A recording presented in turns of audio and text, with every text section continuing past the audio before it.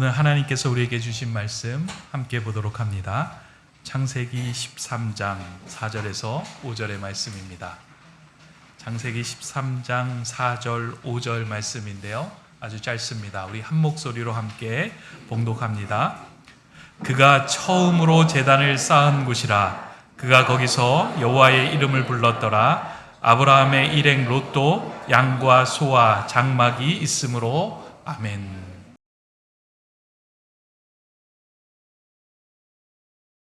할렐루야. 참 좋은 교회, 높은 뜻 세움교회에서 믿음의 가정과 교회를 향한 하나님의 말씀을 함께 나눌 수 있게 되어서 얼마나 기쁘고 감사한지 모르겠습니다. 소망키는 오늘 듣는 이 말씀 들고 나아가는 가정들마다, 또 사역의 현장들마다 오늘 말씀이 간증되고 하나님의 역사되는 귀한 시간 되기를 소망합니다. C.S. 루이스는 고통의 문제라는 책을 통해 이러한 얘기를 합니다. 하나님은 우리가 평안할 때는 속삭임에 말씀하시지만 우리가 고통 중에 있을 때는 메가폰으로 소리치신다. 왜냐하면 우리는 고난이라는 것을 마주하면요, 이 고난 언제쯤 끝날까? 이 고난 얼마나 크지? 그거 주목하느라 정작 지금 이 고난을 다스리고 계시는 하나님을 향한 시선을 놓쳐버리기가 쉽습니다. 그래서 우리 하나님은 우리가 고난 가운데 있을 때면 이전보다 더 큰 소리로 외치십니다. 길이 안 보이냐고? 내가 길이라고. 생명이 끊어질 것 같냐고? 내가 생명의 근원이라고. 거기에 그렇게 멈춰있지 말고 여기 내 오른손 꼭 잡고 이 걸음 같이 가자고 말씀하시는 하나님이신 줄 믿습니다. 이 아침에도 우리 하나님 우리에게 찾아오셔서 우리 다음 세대에게 신앙을 전수하며 믿음의 가정을 세워가는 이 걸음 위에 우리 하나님께서 들려주시는 메가폰 잡고 외치시는 큰 음성 듣는 시간 되기를 소원합니다. 우리 옆에 있는 우리 성도님들과 좀 건면했으면 좋겠습니다. 하나님의 크신 음성 듣는 시간 되기를 바랍니다. 하나님의 크신 음성 듣는 시간 되시기를 바랍니다. 아멘. 우리 목사님들께 여쭤봤습니다. 목사님, 우리 다음 세대 신앙 전수가 너무 어렵습니다. 어떻게 해야 우리 아이들이 다시 교회로 나올까요? 그랬더니 여러 가지 답들이 나오게 됩니다. 교재 좀 바꿔볼까요? 시설 좀 보완해볼까요? 재정 좀 늘려볼까요? 다 맞습니다. 그런데 다른 것과 비할 수 없는 1위가 나오게 되는데, 그것은 바로 부모 세대를 향한 교육과 훈련이었습니다.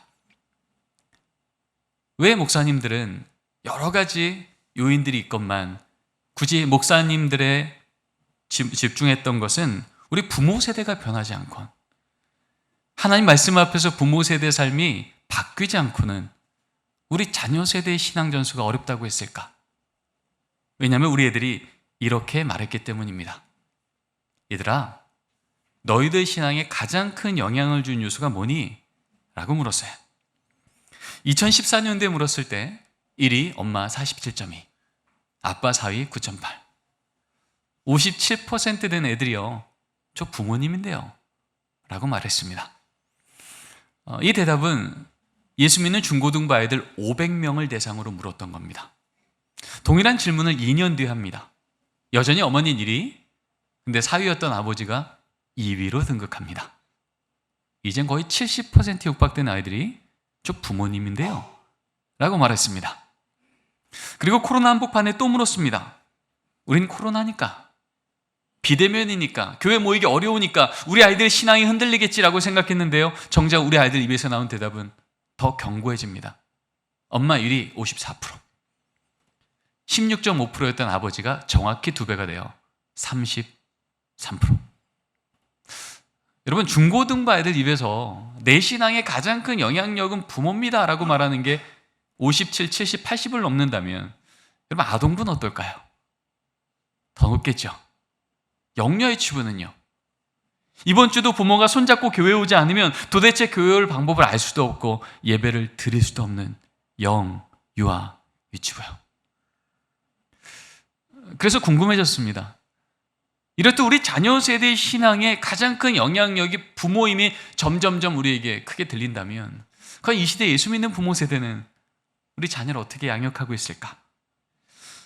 기독부모 1,500명을 대상으로 물었습니다. 이건 역시 코로나 한복판에 물은 겁니다.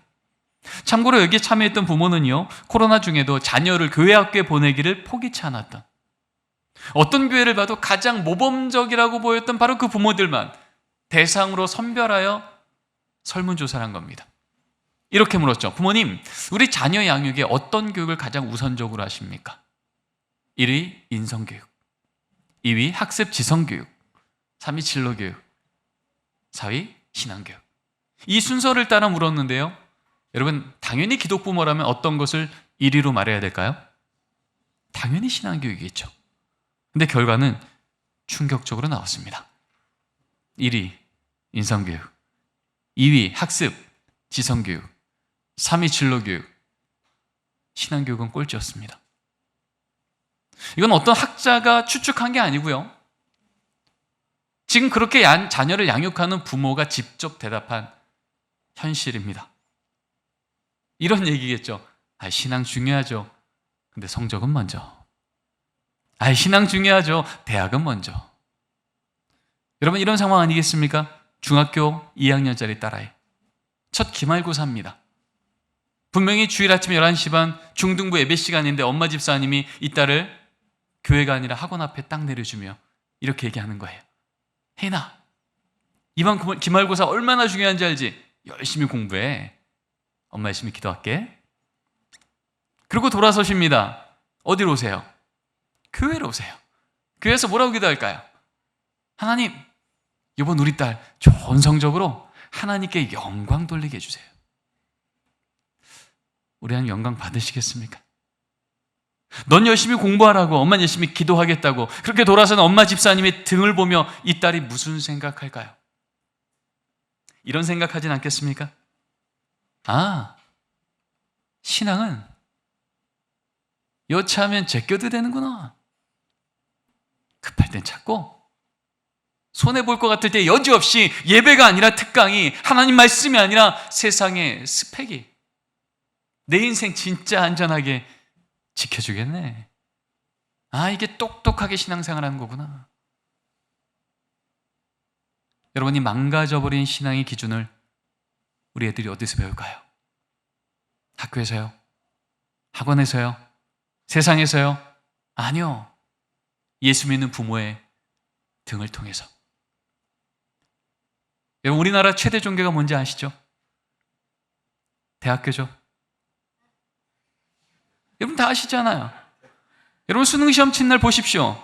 어떤 종교건 상관없습니다. 저 대학 저과만 들어가면 우리 자녀 인생 이제 책임져 주겠다. 그 인생을 거기에 걸려고 하진 않습니까? 여러분, 그 결과가 지금 우리에겐 주어졌습니다. 가장 최근에 발표되어진 우리나라 예수 믿는 부모 세대 15%. 가장 대표적인 선교기관 중에 하나에서 발표된 우리나라 중고등부 예수 믿는 부모 자녀 세대 3.8%. 여러분, 3.8%면 어느 정도인지 아시죠? 한 반 22명, 23명이 우리 반 아이들이라면 예수 믿는 우리 자녀 한 명 빼고 그 반에 예수 믿는 친구 몇 명 있는 거예요? 아무도 없는 거예요.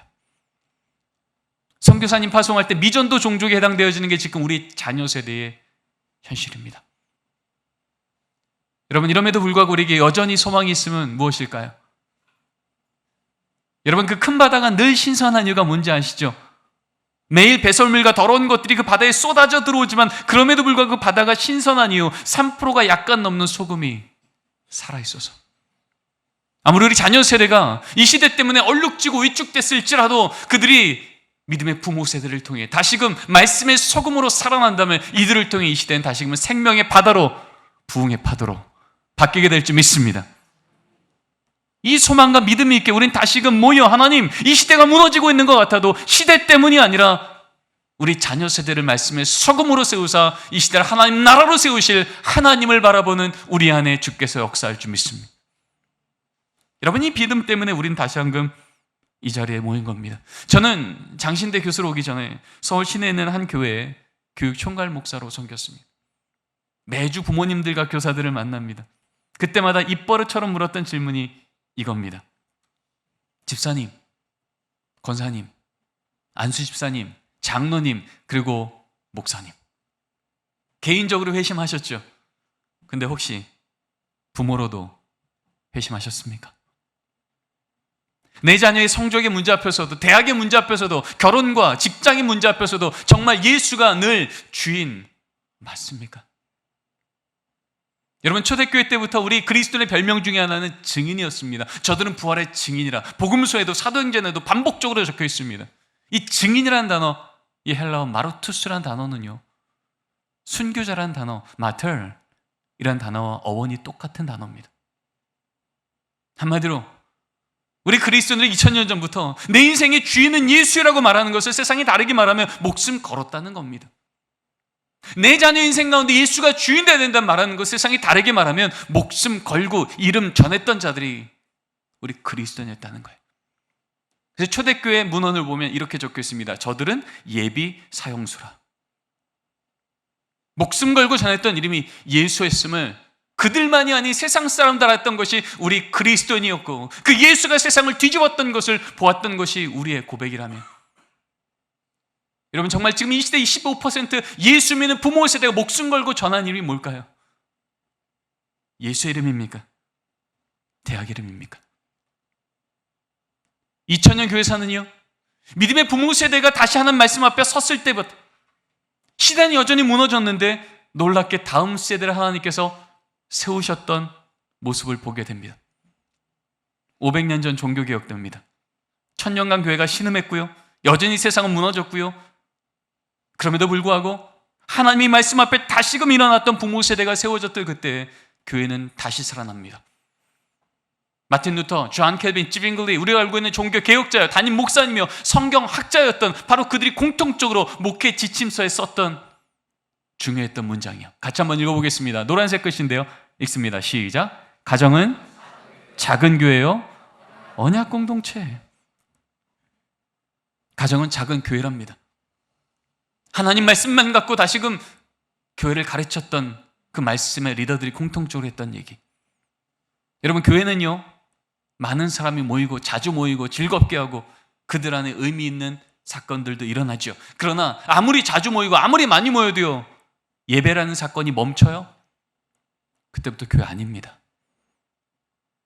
종교 집단일지 몰라도 교회는 아닙니다. 아무리 우리 가정 가운데 성경책이 쌓여있고 우리 집 문패 교패가 붙어있을지라도 우리 가족이 모여 하나님, 우리 가정의 주인이 하나님이셔서 이번 한 주간도 감사합니다, 안전합니다, 이 고백이 멈추면 그 가정 예수 믿는 가정 아니라는 겁니다. 100년이 지납니다. 청교도 시대가 되죠. 이때는 아예 총회와 교회에서 가정 예배를 엄격히 지도하기 시작합니다. 그래서 이때는요, 가정 예배를 멈춘 가정들은 당회와 장로가 가정들을 일일이 방문하며 수찬 정지를 명하게 적히게 됐습니다. 매주 성만찬을 집리하는 그 시대 때 수찬 정지를 명한다는 건요, 우리 교회 교인 아니라는 얘기예요. 그거 회복할 때까지 우리 교회 교인일 수 없다 선언하는 매우 중요했던 신앙의 기준이었던 겁니다. 이 믿음 하나 들고 배 하나 타고 건너가서 세운 나라가 미국이요, 세워진 교회가 미국 교회요, 하나님이 18세기 19세기에 다시금 미국 교회를 갱신하여 그 시대를 복주실 때 3차 대각성 운동이 끝자락에서 하나님이 한 청년의 가슴에 불을 넣습니다. 저 조선 땅 가서 복음 전하라. 그래서 어떤 자가 138년 전 이 땅에 성경책 하나 들고 왔었던 젊은 20대 선교사 호레이스 언더우드 아펜젤러. 그래서 우리나라 선교 초기 때부터요, 예수를 믿는다는 것, 예수를 내가 알게 됐다는 것은 가정 안에 어떤 책임이 있는지를 우리는 잘 배웠던 나라입니다. 1922년도 조선 예수교 장로의 헌법에 이렇게 기록이 됩니다. 같이 한번 읽겠습니다. 가정예배는 집안마다 반드시 힘쓸지니 아침과 저녁으로 기도하며 성경을 보며 찬송을 할지니라. 여러분, 헌법입니다. 적어도 우리 교회가 조선 예수교 장로교에 속한 교회라면, 적어도 우리 가정 가운데 예수 믿는 부모가 한 분이라도 세워져 있다면 가정예배는 집안마다 가급적 힘쓸지니도 아니에요, 반드시 힘쓸지니. 이것이 우리가 받았던 신앙의 유산이요, 성경적 명령이었습니다. 이런 관점에서 오늘 주신 말씀을 같이 한번 읽기로 합니다. 함께 읽겠습니다. 그가 처음으로 제단을 쌓은 곳이라, 그가 거기서 여호와 이름을 불렀더라.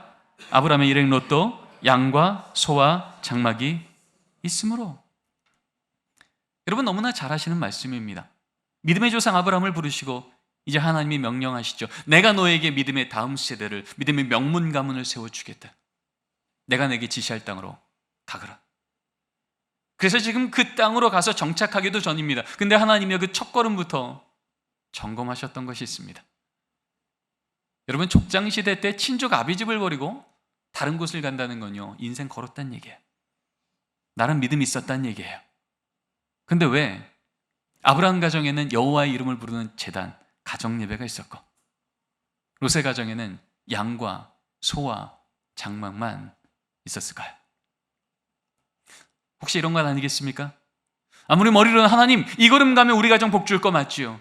세상 사람들이 볼 때 구별되어 복 받아야 될 가정처럼 보일지라도 당장 오늘 하루 내 눈앞에 보는 양 챙기느라, 소 챙기느라, 장막 챙기느라 가족이 모여 여호와의 이름을 부를 여유가 없었던 가정, 가족이 모여 여호와의 이름을 부를 우선순위가 무너졌던 가정. 그랬더니 어떤 일이 생겨요? 소돔 땅이라고 하는 세상적으로 볼 때 매력적으로 보이는 땅이 딱 나타나니까 이게 사람 많네, 직장 많네, 우리 집에 있는 양소 장막 챙겨 들어가면 살만하겠네. 하나님 없이 복처럼 보이는 것 쫓아 들어갔다 망할 도성으로 들어간 롯의 가정과 가는 걸음마다 멈추어 하나님 여기까지도 하나님의 은혜였습니다. 앞으로도 주께서 인도하여 주시옵소서. 복의 근원이신 하나님을 늘 모시고 살았던 아브라함의 가정. 그랬더니 아브라함 가정 들어가자마자 기근의 땅이었지만 복의 근원 되신 하나님을 늘 모시는 가정, 기근의 땅마저 복의 근원으로 뒤집어 놓으시는 역전의 하나님, 능력의 하나님이 우리 하나님이신 줄 믿습니다. 성경을 봐도 2000년 교회사를 봐도 그리고 지금 다음 세대가 무너지고 있으며 부모 세대가 나에겐 가장 큰 영향력이라고 말하고 있는 이 시대를 봐도 여러분 가정 예배는요 더 이상 시대적 대안이 아니고 성경적 원안이었음을 우리는 기억해야 됩니다. 성경에 너무나 많은 곳에서 하나님께서 내가 내 가정을 복주며 그 민족을 복주겠다 말씀하실 때마다 가정 예배는 늘 하나님이 점검하셨던 하나님의 명령이었던 겁니다. 근데 가정 예배를 드리고자 하지만 우리에게는 많은 어려움이 있습니다. 왜냐하면 2000년 교회사를 봐도 시대마다 교단마다 가정 예배에 대한 정의도 달랐고 형식도 다 달랐습니다. 근데 그것을 다 모으고 모았더니요 한 문장이 남는 걸 발견하게 됐습니다. 같이 한번 읽어보겠습니다. 시작. 가정 예배란 가족이 모여 함께 하나님을 기억하고 감사하는 것. 여러분 어렵지 않으시죠? 세 단어만 기억하시면 됩니다. 가족이 모이고요, 하나님 기억하고요, 감사하시면 하나님은 가정 예배로 받아 주셨다는 거예요.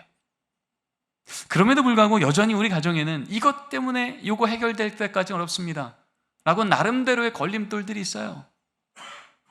여러분 아시죠? 우리 하나님 하지 못할 걸 명령하시는 분이 아니라 할 수 있도록 도우시는 분인 줄 믿습니다. 도대체 안 될 것 같은데 하나님이 하라 명령하셨으니 하나님 한번 가볼게요 라고 할 때 그 걸림돌처럼 보였던 것들도 디딤돌로 바꿔내신 하나님, 하나님 우리와 함께 하시는구나를 또 한 번 경험하는 도리어 은혜의 자리가 세워지게 될 줄 믿습니다. 오늘 말씀을 통하여 가정 예배를 세운다는 것, 우리 가정 가운데도 가정 예배가 세워진다는 게 어떤 의미일까? 어떻게 실천할 수 있을까? 주의 음성 듣기를 원하는데요, 우리 같이 큰 따옴표만 같이 읽어보겠습니다. 시작. 가정 예배는 형식이 아니라 사건입니다.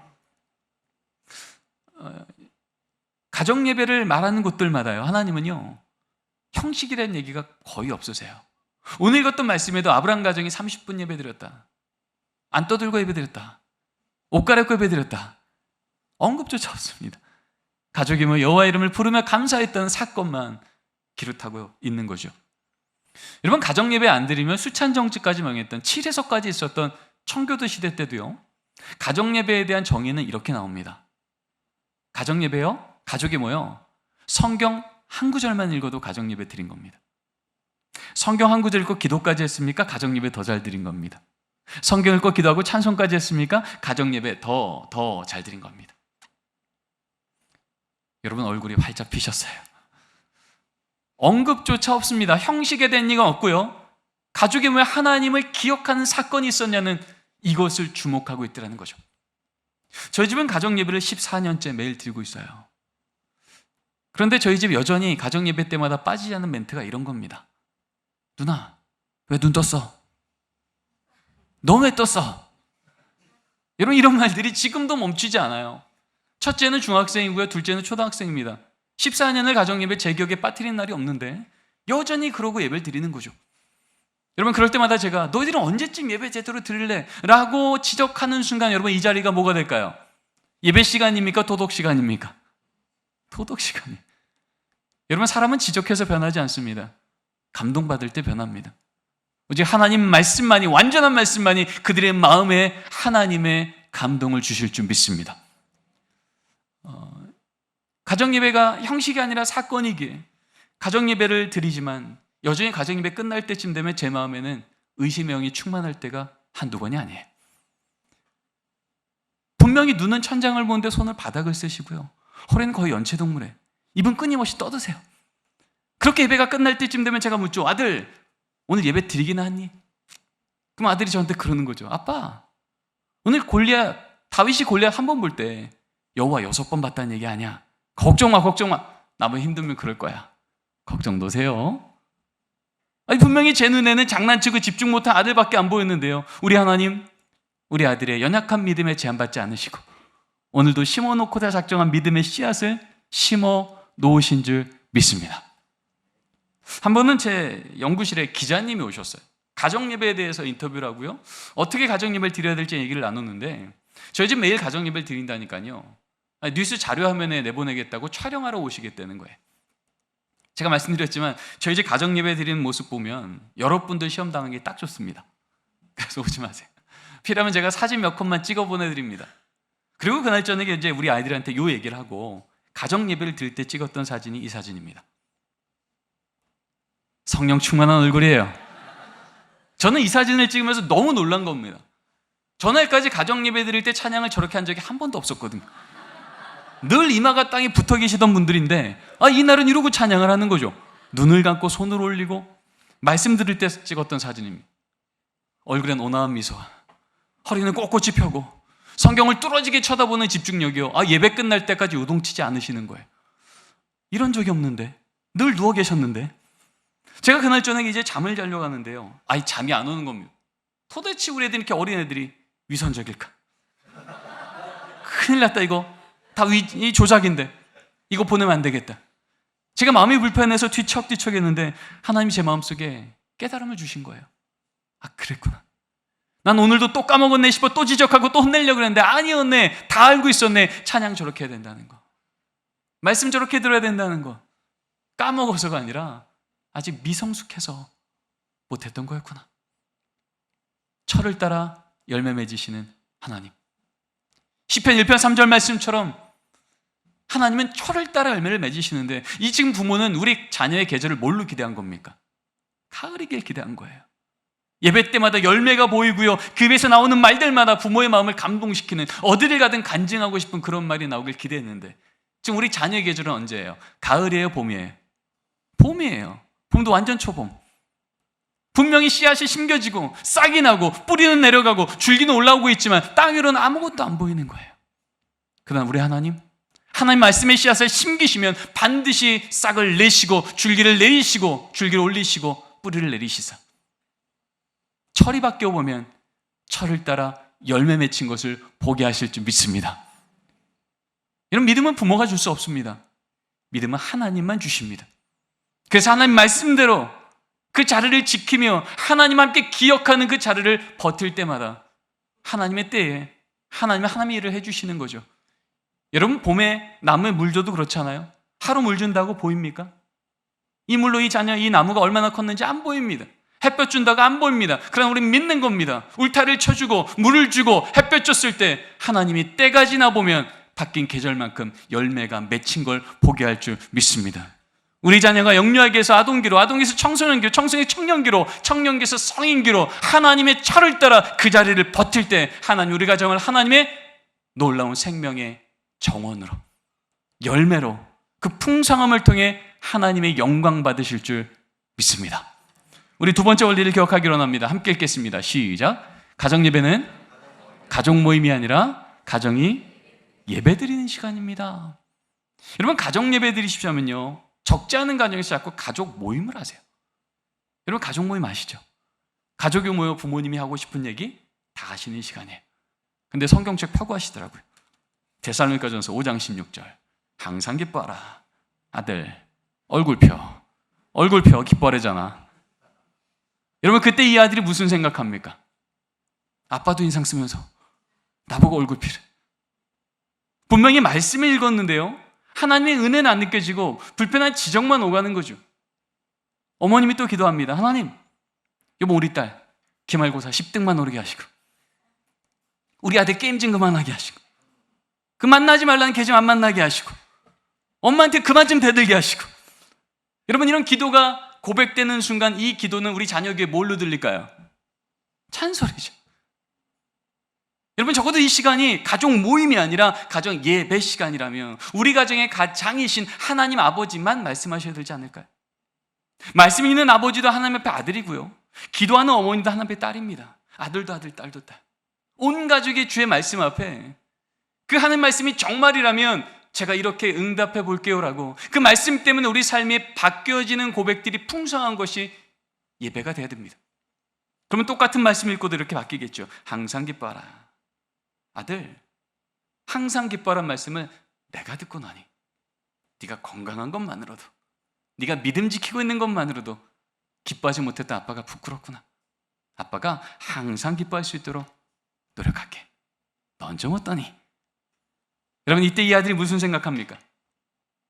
고수인데 그러겠습니까? 아니죠. 이거 괜찮네. 도대체 안 바뀔 것 같은 아버지도 성경 한 구절 앞에서 바뀌시네. 나도 내 인생 좀 바뀌었으면 좋겠는데, 나도 아버지처럼 말씀 한 구절 제대로 만나 내 인생 좀 바뀌었으면 좋겠다. 어머님이 또 기도합니다. 하나님, 우리 집에 또 어려운 일이 생겼습니다. 그럼에도 불구하고 기뻐하라 말씀하셨으니 오늘 이 어려운 사건이 간증거리 되는 그날까지 입술에 파수꾼 세워주시고 그 걸음 인도하신 동안 주님 손 꼭 붙들 수 있도록 이 여종의 손에 믿음을 더하여 주시옵소서. 여러분, 이 기도 소리를 듣고 이 딸이 무슨 생각할까요? 이쯤이면 우리 엄마도 하나님 원망해야 되는데, 절망해야 되는데, 여기 진짜 신앙의 거인이 앉아있네. 나도 우리 엄마처럼 예수님 제대로 만나 어떤 상황에도 요동치지 않는 안전한 인생 살고 싶다. 성적 때문에, 외모 때문에, 돈 때문에 내 인생 흔들려서 너무 괴로웠는데, 나도 우리 엄마처럼 예수님 제대로 만나 어떤 상황에도 안전한 멋진 인생 살고 싶다. 여러분, 기도가 뭔지 그 자리에서 배우지 않겠습니까? 위기가 오면 무릎 꿇어 기도하는 걸 자녀에게 보이고, 아니 자녀도 함께 무릎 꿇려 기도시키고, 그렇게 가는 여정 중에 하나님이 아니고 설명할 수 있는 기적 같은 사건이 우리 가정 가운데 또 임하면, 그때부터 자녀에게 하나님은 귀로 듣던 교리의 하나님이 아니라 눈으로 보는 살아있는 하나님이 될 줄 믿습니다. 이렇게 자라난 자녀들은요, 청소년, 청년이 되면, 위기가 왔을 때 나도 모르게 무릎 꿇어 기도하는 청년이 되며, 감사한 일이 생기면 교만치 않고 하나님께 찬양하는, 하나님이 복에 복을 주어도 걱정이 없는 믿음의 용장으로 성장하게 될 줄 믿습니다. 우리는 우리 자녀를 위해서 늘 기도합니다. 특별히 위기 때에 하나님 이 걸음을 이렇게 걸게 해달라고 기도를 합니다. 그러나 여러분, 그렇게 기도하고 우리가 집으로 돌아갔을 때 자녀는 귀로 들어본 적이 없는 겁니다. 근데 그 돌아간 부모님에서 무슨 말이 나오죠? 근데 대학은, 근데 취직은, 근데 숙제는. 여러분, 우리 아이들이요, 이 위기 때에 어떻게 기도하며 이 기도한다 어떻게 역사하신지 하나님에 대한 얘기를 내 부모를 통해 들어본 적이 없을 때 내 삶의 위기에 어떻게 기도해야 될지, 하나님 우리 가정에 어떤 하나님이셨는지를 경험할 기회를 놓치게 되는 겁니다. 그래서 성경은 우리에게 말하고 있는 겁니다. 내 자녀에게 부지런히 하나님이 누군지를 보여주되, 삶의 등으로 보여주되, 앉았을 때든지 일어날 때든지 길을 갈 때든지. 여러분, 세 번째 원리입니다. 같이 한번 읽겠습니다. 시작. 가정예배는 시간 없어서가 아니라 시간 내서 드리는 겁니다. 여러분, 정말 중요한 건 시간 내는 겁니다. 여러분, 어떤 가정도요, 시간 없다고 몇 끼째 밥을 굶진 않아요. 왜요? 밥 안 먹으면 일상을 살 수가 없으니까. 육의 양식도 먹지 않으면 살 수가 없는데, 하나님의 가정에, 하나님의 자녀가 영의 양식인 말씀을 바쁘다고 몇 개째 먹지 않아요? 며칠째 먹지 않아요? 그러면서 여전히 우리가 원하는 것처럼 우리 자녀의 세상 속에서 하나님 구별하여 주시사 세상을 거슬러 올라가며 하나님께 영광 돌리며 영성의 실력 갖춘 자녀 되게 해달라고 기도하는 게 하나님의 뜻대로 하는 기도겠습니까? 제 집은 가정 예배를 9시 반에 예배를 드립니다. 근데 지난 한 주간을 봐도 제가 9시 반에 집에 들어간 날이 절반이 안 돼요. 근데 어떻게 가정 예배가 안 멈췄을까요? 어렵지 않습니다. 저 빼고 드리면 됩니다. 그렇죠? 그 시간에 제가 설교하느라, 회의하느라, 수업하느라 못 들어가는 걸 하나님이 아신다면 저녁밥 먹을 때 제 아내가 애들한테 얘기합니다. 얘들아, 오늘 아빠 높은 뜻 세움교회에서 말씀 전하시느라 가정예배 못 들어오셔. 그러면 가정예배 끝날 때쯤에 제 자녀가 이렇게 기도합니다. 하나님, 아빠 말씀 잘 전하게 하시고요, 돌아올 때 안전하게 돌아오게 해주세요. 이 10여 초도 안 되는 기도가 딱 선포되는 순간 제가 없는 그 자리는 뭘까요? 아빠의 부재입니까? 아니면 가족이 모여 하나님을 기억하고 그 자리에 없는 우리 가족을 기억하고 중보하고 하나님께 은혜 구하는 영의 사건이 되겠습니다. 말할 것도 없이 후자입니다. 저는 공부 때문에 한 8년 정도 미국에서 대학부와 청년부를 지도했던 경험이 있습니다. 벌써 12년 전 얘기인데요. 수요일, 목요일, 금요일쯤 되면 한국에서 연락이 오는 거예요. 아들, 이번 주는 뭐 기도해 줄까? 딸, 토요일 저녁 7시 가정예배 시간 알지? 5분이라도 같이 기도하자. 아버님이 이번 주 많이 편찮으셨어. 하나님이 치료해 주시기를 기도하자. 부모 얼굴을 마주한 적이 몇 년째인데도요, 매주 같은 기도 제목으로 같은 하나님께 같은 시간에 같은 예배로 하나님, 이번 한 주간도 하나님 우리 가정의 주인 되어주시면 우리 가정은 안전합니다, 이 고백을 하는 가정. 그리고 그 기도를 하나님이 들어주시사 하나님의 때에 그 기도가 그 가정의 간증되게 함을 경험할 때 이 자녀 머릿속에는요, 내 하나님은 살아있는 하나님이에요, 부모가 고백하는 그 하나님이 나의 하나님이 되는 놀라운 사건을 여럿 보다가 저는 한국으로 돌아왔습니다. 그 시간에 우리 남편이 일터에 있느라, 우리 자녀가 군대가 있느라, 우리 딸이 유학가 있느라 같이 못 모인다면 여러분, 모일 수 있는 가정만 모이시면 됩니다. 아니, 한 분이라도 그 자리를 버티며 하나님, 우리 가정의 주인이 이번 주도 하나님이셔서 우리 가정은 안전합니다 고백할 때, 적어도 우리 가정이 그 시간이 가정 예배 시간인 걸 기억하고 같은 마음으로 주 앞에 서 있기만 한다면 하나님 것을 기뻐 받으시는 가정 예배로 역사해 주실 줄 믿습니다. 어떨 때는 9시 반에 온 가족이 차 안에 있을 때도 있어요. 그럴 때는 제가 아이들한테 얘기합니다. 얘들아, 가정 예배는 하나님을 기억하고 감사하는 건데 오늘 모두 차 안에 있으니 오늘 하루 감사한 거 한번 하나님이 내게 주신 감사를 나눠보자. 제 딸한테 묻습니다. 아빠, 저 학교에서 걔랑 화해했어요. 그래, 하나님이 너한테 화해하는 마음 주셨구나, 참 감사하다. 가족이 모였죠. 하나님을 기억했죠. 감사했잖아요. 가정 예배가 될까요, 안 될까요? 분위기상 되겠죠? 됩니다. 아들한테는 묻습니다. 아들, 뭐 감사해? 요즘은 안 그런데 초등학교 3학년 때까지만 해도요, 늘 대답은 똑같았어요. 뭐 감사해? 그러면요, 없는데. 이제 맨날 없대요. 저 가만히 있지 않죠. 너 오늘 저녁 반찬 뭐였니? 고등어구이요. 그래, 고등어구이 누가 주신 거니? 마트가. 아니야, 마트는 판 거지. 누가 주신 거야? 어부가. 아니야, 어부는 잡은 거라니까. 누가 주신 거야? 끝까지 가서 누가 이름을 받아내요? 하나님이요. 그래, 하나님, 오늘도 너를 키가 자라고 지혜가 자라고 믿음 주시려고 네가 알지 못할 저 바다 끝에서 고등어 알을 낳게 하시고 자라게 하시고 잡히게 하시고 요리되게 해서 네 입에 넣어주셨네. 오늘 네가 먹은 건 고등어 구이가 아니라 은혜 조각이네, 은혜 조각. 내가 씹었습니다. 분명히 이 아들은요, 고등어 구이를 보며 은혜 조각에 말한 믿음도 없고요, 고백도 없어요. 근데 뭘 할 수 있어요? 그렇게 고백하는 부모의 말 앞에 귀로 들을 수는 있어요. 동의할 수는 있어요. 이것이 하루하루 쌓일 때마다 이 자녀는요, 내 삶에 우연은 없고 하나님이 늘 동행하시며 예비하신 그 은혜의 삶을 오늘도 살아왔다는 세상이 흔들 수 없는 안정감이 이 자녀의 마음속에 놓여지며 세상을 그렇게 믿음으로 해석하는 신앙의 렌즈가 선명하게 쌓여지게 된 은혜가 있게 될 줄 믿습니다. 말씀을 정리합니다. 지금 이 시대가 우리 아이들을 제자화 삼고 있습니다. 핸드폰 통해서, 인터넷 통해서, 게임 통해서, 학교에서 경험하는 음란문화, 폭력문화, 경쟁문화, 왕따문화, 이기심문화, 이렇게 안 살면 손해볼 거라고, 밀려날 거라고 아이들 위협합니다. 그럴 때마다 우리 아이들 급히 세상 쫓아가다 보면 나도 모르게 대학이라는 골리앗을, 진학이라는 골리앗을, 직장이라는 골리앗을 턱턱턱 다가섭니다. 그럴 때마다 세상 말합니다. 여기 조금 더 큰 돌멩이 있다고, 조금 더 큰 스펙이 있다고, 큰 칼이 있다고, 이것 들고 가면 저 골리앗 이길만 할 거라고. 여러분, 세상 만만치 않습니다. 우린 기억하죠. 다윗이 골리앗을 쓰러뜨렸던 진짜 무기는 손에서 나갔던 돌멩이가 아니라 입에서 나갔던 믿음의 고백인 줄 믿습니다. 너는 칼과 창과 단창으로 내게 오거니와 난 내가 모욕하는 만군의 여호와 이스라엘 군대 하나님의 이름으로 내게 가노라. 여러분, 우리가 진짜 우리 자녀 손에 쥐어줘야 될 무기는요, 더 큰 스펙, 더 큰 돌멩이가 아니라 아무리 작은 돌멩이일지라도 골리앗보다 능히 크신 하나님이 나와 함께 하시며 골리앗은 쓰러진다는 믿음의 돌을 쥐어줘야 될 줄 믿습니다.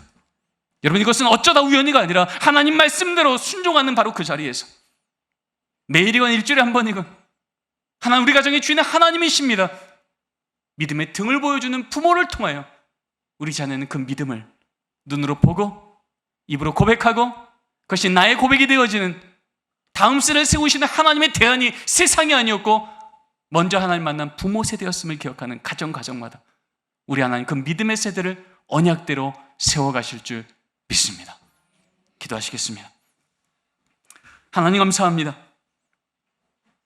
우리 다음 세대를 믿음의 세대로 세우는 여름 사역의 한복판에 우리 다음 세대를 세우시는 하나님의 대안이 세상이 아니었고 하나님을 먼저 만난 부모 세대였음을 우리로 다시금 기억하게 하시니 감사합니다. 주님, 하나님 우리 가정의 주인 되심을 매일이건 일주일에 한 번이건 가족이 모여 고백하는 가정예배 재단을 세우게 역사하여 주시옵소서. 우리 가정의 수준만큼이 아닌 우리 가정을 향한 하나님의 계획만큼 역사하여 주시사 우리 자녀 내 나이 되었을 때 나보다 믿음 좋은 하나님의 자녀가 되어 높은 듯 세운 교회를 든든히 세워가는 놀라운 역사를 눈으로 목도하는 감격이 우리의 인생 가운데 있게 하여 주시옵소서. 감사합니다. 예수님의 이름으로 기도드립니다.